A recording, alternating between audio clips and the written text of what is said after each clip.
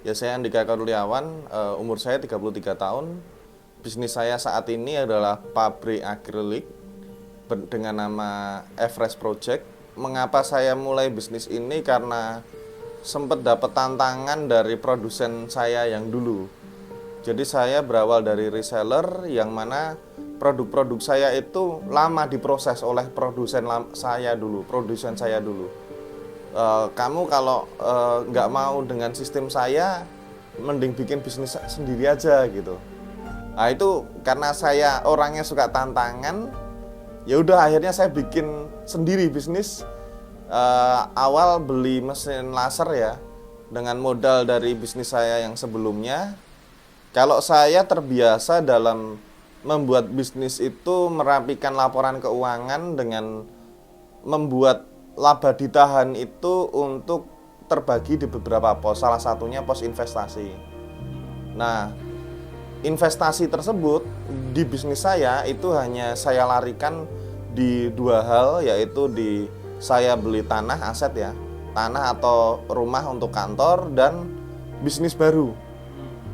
Nah, itu yang saya buat di bisnis Everest Project itu dari saving laba ditahannya bisnis saya sebelumnya. Nggak tertarik apa yang lagi tren-tren gitu, investasi sekarang? Enggak, saya diajakin puluhan orang teman-teman itu saya nggak tertarik sama sekali. Ya silahkan aja karena style pengusaha itu beda-beda ya mas ya. Yang diproduksi apa?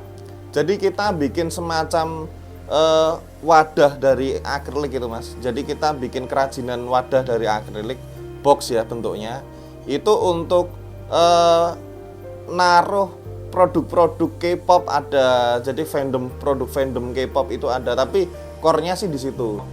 Yang paling kenceng yang mana? Kalau paling kenceng saat ini kita market leader di box lightstick mas, di box fandom tadi yang fanfest K-pop, BTS, Blackpink, EXO, Treasure, itu ada lebih dari 50 fandom, mungkin saya juga nggak hafal gitu. Itu market leader? Kita market leader di Indonesia, baru kita aja yang bisa selengkap itu. Kalau naik turun sih pasti ada ya mas ya, setiap bisnis pun di seluruh dunia pasti ada naik turunnya, tapi kita sikapin ya dengan tidak berhenti berjalan aja. Jadi kalau prinsip saya sendiri, jangan pernah berhenti berjalan gitu. Walaupun berjalan bisnis itu ada rintangan, kadang ada drama gitu, tapi prinsip saya utama ya no drama bisnis itu gitu. Bagaimana kita membentuk bisnis baik fundamental maupun manajemen bisnisnya itu dikelola dengan tidak ada drama sama sekali. Jadi di bisnis saya alhamdulillah tidak akan ada drama gitu. Saya di sini sudah nggak lagi CEO, Chief Everything Officer, tapi saya lebih fokus untuk problem solve yang ada di bisnis saya maupun inovasi dari bisnis saya. Jadi memikirkan growth-nya bisnis saya ini seperti apa itu di tangan saya. 120 tadi itu mungkin kan pasti ada banyak drama terjadi. Iya, di semua bisnis saya nggak ada HRD mas. Jadi saya kelola sendiri dan alhamdulillah masih kuat sampai saat ini gitu. Jadi saya selalu membuat KPI dari masing-masing orang dan saya ngecek tuh dari masing-masing divisi itu ada SPV-nya yang dia laporan ke saya setiap hari gitu. Ada problem apa yang kamu tidak bisa selesaikan di level kamu gitu. Apa yang membuat itu menjadi penting buat mas? Karena prinsip saya bermanfaat mas. Hidup tuh harus bermanfaat gitu.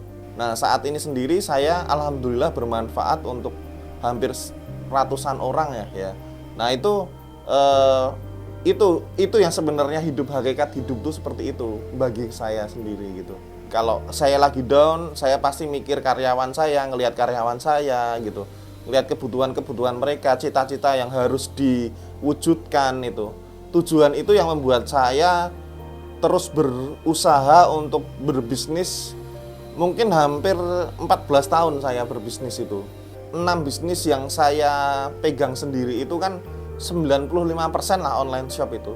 Itu ya pasti akan ada drama-drama kayak drama pengiriman, drama ekspedisi, kemudian drama paling menguras tenaga tuh ya pengiriman itu tadi, karena saya pakai itu mungkin lebih dari 9 ekspedisi itu mas kemarin itu. Akhirnya kita proses pencarian tuh kita lagi nyari apa ya platform yang bisa nyatuin beberapa ekspedisi itu gitu, dan saya dihubungin temen saya gitu, cobain aja deh, kirimin aja gitu. Akhirnya mutusin make itu, ya udah kirimin aja dengan beberapa fasilitas yang saya dapatkan.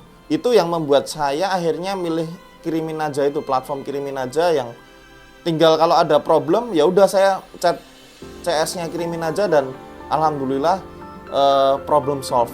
Prinsip saya yang saya paling pegang, janganlah pernah berhenti berjalan gitu. Karena sesulit apapun usaha itu hanya kita yang bisa menyelesaikannya gitu. Jangan pernah lari dari masalah, karena seluruh masalah juga akan mengikutimu di mana kamu berlari gitu. Jadi teruslah hadapi dan jangan pernah berhenti.